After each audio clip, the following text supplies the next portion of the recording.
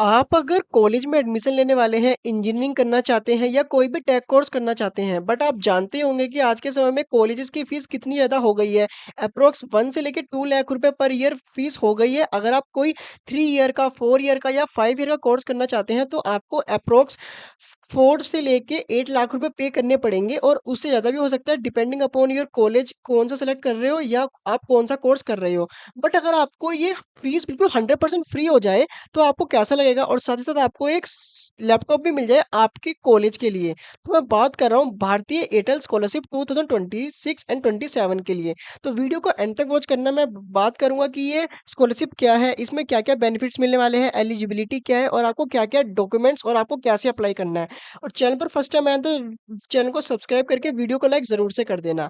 ये एक भारतीय एयरटेल स्कॉलरशिप 2026 है। बात करें तो ये स्टार्ट हुई थी 2024 में और तब बात करें तो फर्स्ट टाइम यहाँ पे 276 स्टूडेंट यहाँ पे सिलेक्ट किए गए थे इस स्कॉलरशिप के लिए। और इस स्कॉलरशिप में आपको 100% आपकी सभी कॉलेज फीस यहाँ पे फ्री हो जाती है। साथ ही साथ आपको हॉस्टल का या कोई मेस का चार्ज और साथ ही साथ आपको यहाँ पर एक लैपटॉप भी फ्री में दिया जाता है। सभी कुछ आपका फ्री होगा। कब तक के लिए? यहाँ पे जितने ड्यूरेशन का कोर्स रहेगा। अगर आप कोई 3 ईयर का या 4 ईयर का या 5 ईयर का कोर्स कर रहे हैं तो आपको पूरे ड्यूरेशन के कोर्स में फीस आपकी फ्री हो जाएगी। ऐसा नहीं है कि सिर्फ़ आपकी फर्स्ट सेम या फर्स्ट ईयर के लिए स्कॉलरशिप मिलेगी, आपको पूरे प्रोग्राम के लिए यहाँ पर स्कॉलरशिप मिलेगी। अब बात कर लेते हैं जब ये स्कॉलरशिप 2025 में आई थी तब 500 स्टूडेंट सिलेक्ट किए गए थे। बट अब बात करें 2026 के लिए तो यहाँ पे 1400 से ज़्यादा स्टूडेंट सिलेक्ट होने वाले हैं। और कुछ अलग से रिजर्वेशन मतलब कि कुछ गर्ल्स के लिए मिलेगा। ऐसा नहीं है कि सिर्फ़ ये गर्ल्स के लिए, ये सभी अप्लाई कर सकते हैं। अब इन्होंने प्रीवियस ईयर का डेटा बता रखा है जिसमें 500 स्कॉलर्स यहाँ पे इन्होंने सेलेक्ट करे थे जिसमें 134 यहाँ पे गर्ल स्टूडेंट थी। तो इस बार ये और ज़्यादा गर्ल स्टूडेंट सेलेक्ट करेंगे। अब इवेंट मैंने बता दिया ये एयरटेल की तरफ से लास्ट 2 ईयर से चल रहा है और अभी भी अपकमिंग चलने वाला है। अगर आप पहले से एनरोल हैं तो आपको रिन्यू कैसे करना है इसके लिए वो भी मैं आपको बताऊँगा। सबसे पहले आप एलिजिबिलिटी समझ लो। अगर आप कोई भी कॉलेज में एडमिशन लेना चाहते हैं, अगर आप अभी फर्स्ट ईयर में आए हैं या फर्स्ट ईयर में आपने एडमिशन ले लिया है, इस ईयर में 2026 एंड 27 के लिए, तो आप इसके लिए एलिजिबल हैं। चाहे आप कोई भी कोर्स कर रहे हैं लाइक 3 ईयर का, 4 ईयर का या कोई भी 5 ईयर का इंटीग्रेटेड कोर्स।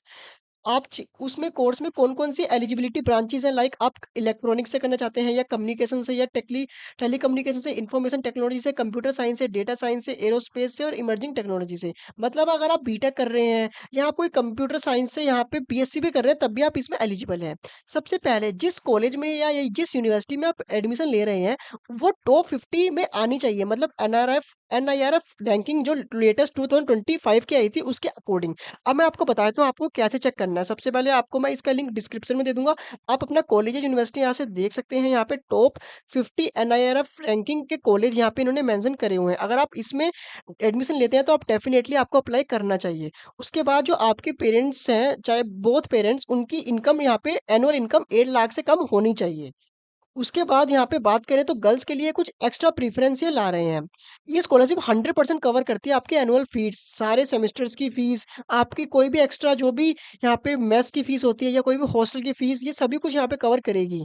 बात करते हैं इसकी तो हॉस्टल फीस मैंने आपको बता दिया, लैपटॉप भी आपको एडिशनली प्रोवाइड किया जाता है फर्स्ट ईयर में ही, ताकि आप कुछ एक्स्ट्रा उसमें मतलब जो आपके फ्यूचर में हेल्प करे, आपके कोर्सेज़ में।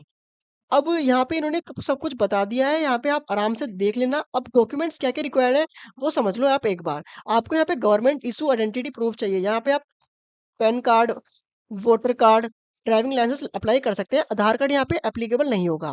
आप किस करंट ईयर में एडमिशन लिया है तो उसका आपको एडमिशन लेटर या आपने फीस सबमिट कर दी है तो उसका लेटर आपको कॉलेज या इंस्टीट्यूशन से साइन हुए आपको सबमिट करना होगा यहाँ पे। क्लास 12th की मार्कशीट चाहिए, जेईई का स्कोर चार्ट चाहिए। अगर आपने जेईई नहीं दिया तो आप जिस कॉलेज या यूनिवर्सिटी का कोई एंट्रेंस एग्ज़ाम दिया होगा, जिस कॉलेज या यूनिवर्सिटी में आप लेना चाहते हैं एडमिशन, तो उसका आप एंट्रेंस एग्ज़ाम का स्कोर कार्ड सबमिट कर सकते हैं।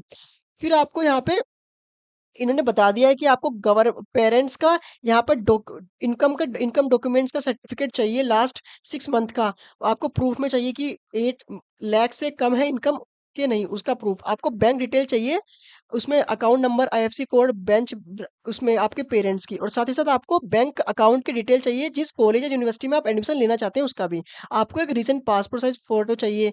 कोई अगर आपने एक्स्ट्रा करिकुलम एक्टिविटी करी है या कोई अचीवमेंट करी है तो या कोई प्रोजेक्ट या कुछ भी बनाया है तो आप उसे भी सबमिट कर सकते हैं पीडीएफ के फॉर्मेट में। और आपको एक लास्ट में एक स्टेटमेंट ऑफ पर्पज़ यहाँ पे सबमिट करना होगा। स्टेटमेंट ऑफ पर्पज़ आपको खुद ही लिखना है, एआई से हेल्प मत लेना, डायरेक्टली कॉपी पेस्ट मत मारना। आपको बताना है कि आप क्यों ये स्कॉलरशिप लेना चाहते हैं और आप फ्यूचर में क्या मतलब गोल रखते हैं या टारगेट रखते हैं और ये स्कॉलरशिप आपके लिए क्या हेल्प करेगी। आपको ये सब स्टेटमेंट ऑफ पर्पज़ में यहाँ पे लिखना है। अप्रोक्स आप 400 से 500 वर्ड्स में लिख सकते हैं पीडीएफ फॉर्मेट में।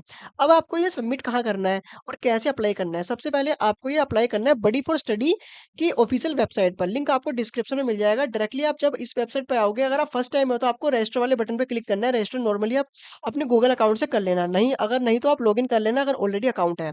उसके बाद आपको शो हो रहा होगा अप्लाई नाउ का बटन, वहाँ पे आपको अप्लाई करना है। एप्लीकेशन फॉर्म ओपन हो जाएगा, जहाँ पर आपको अपना ईमेल आईडी, फ़ोन नंबर और जीमेल अकाउंट ऐड कर देनी है। फिर सभी कुछ आपको यहाँ पे स्टार्ट एप्लीकेशन में आपको फिल कर देना है। टर्म्स एंड कंडीशन एक बार पढ़ने के बाद आपको जस्ट सबमिट कर देना है। फिर ये अप्लाई वाला बटन है, आप यहाँ से डायरेक्टली उस फॉर्म पर चले जाएँगे। अब एक बार एफएक्यूज़ पढ़ लेते हैं और हाँ, सबसे इम्पोर्टेंट चीज़, अगर आप कोई और यहाँ पर मतलब बेनिफिट ले रहे हैं किसी और स्कॉलरशिप का, तो आप इसके लिए एलिजिबल बिल्कुल भी नहीं हैं। अगर आपने ऑलरेडी कोई और स्कॉलरशिप में अप्लाई कर दिया और आपको वो मिल गई है। दूसरे नंबर पे एलिजिबिलिटी यहाँ पे सब आप पढ़ लेना। बेसिक एफएक्यूज़ है, आप यहाँ से पढ़ सकते हैं। जैसे कि अगर आपका लैपटॉप या कुछ भी चीज़ यहाँ पे आपसे लॉस हो गई या डैमेज हो गई, तो उसका इन्होंने बता रखा है कि कैसे करना है। उसके बाद यहाँ पे अगर आपने ऑलरेडी इस स्कीम के आप ले ले रहे हैं बेनिफिट, तो आपको दोबारा से रिन्यू करना है। उसमें आपको कॉलेज की जो आप करंट सेमेस्टर में पढ़ रहे हैं, उसकी आपको मार्कशीट वगैरह ऐड करनी होगी।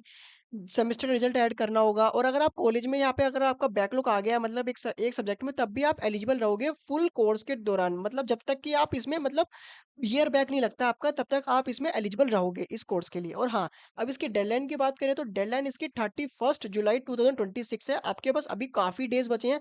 आराम से आप इसमें आप एलिजिबल हो जाओगे। आप इसमें बस रजिस्टर का फॉर्म फिल कर देना है। ऐसा नहीं है कि आप फॉर्म फिल करोगे तो आप 100% सिलेक्ट हो जाओगे, ऐसा ज़रूरी नहीं है क्योंकि काफ़ी पीपल्स इसे फिल कर रहे होंगे। बट आप फिर भी इसे फिल करें क्योंकि काफ़ी बढ़िया अपॉर्च्युनिटी है। तो वीडियो आपको इन्फॉर्मेटिव लगी तो एक लाइक ज़रूर से कर देना और कोई आपका डाउट रह गया तो आप कमेंट कर सकते हैं। मैं आपको जल्दी से जल्दी रिप्लाई दे दूँगा।